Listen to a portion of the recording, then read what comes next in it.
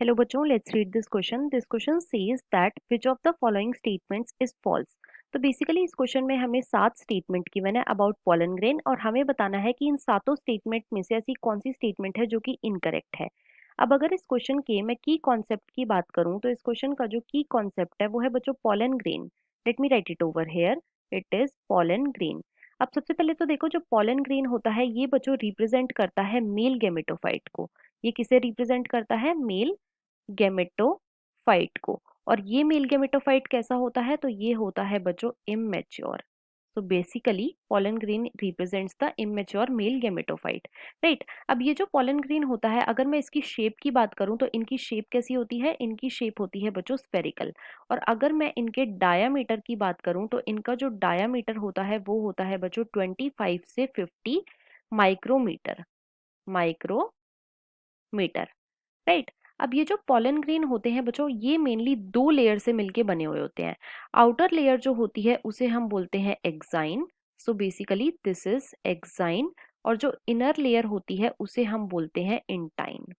This is intine, right. अब देखो, जो एक्साइन होती है ये बच्चों बनी हुई होती है स्पोरोपोलेनिन की।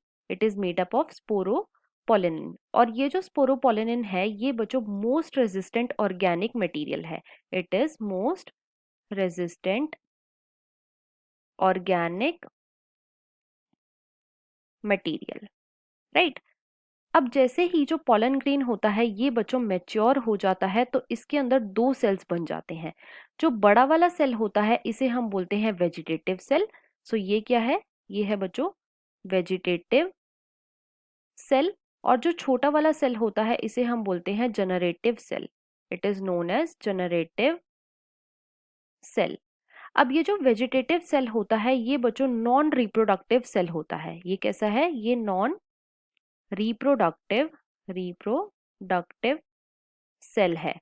मतलब कि ये रिप्रोडक्शन में हेल्प नहीं करता। तो अगर ये रिप्रोडक्शन में हेल्प नहीं कर रहा तो इसका फंक्शन क्या है? तो बच्चों ये हेल्प करता है पोलन ट्यूब की फॉर्मेशन में। पोलन ट्यूब की फॉर्मेशन में, राइट। और ये जो जनरेटिव सेल है ये कैसा होता है? ये होता है बच्चों रिप्रोडक्टिव। ये कैसा होता है? Reproductive, right. तो अगर ये सेल रिप्रोडक्टिव है तो ये रिप्रोडक्शन में हेल्प करेगा। और क्योंकि ये रिप्रोडक्शन में हेल्प करता है तो जनरेटिव सेल जो है ये कैसा होता है? ये होता है बच्चों स्पर्मेटोजिनस, राइट। अब जो पोलन ग्रेन होते हैं ये बच्चों काफी ज्यादा रिच होते हैं in nutrients. So basically pollen grain are rich in nutrient,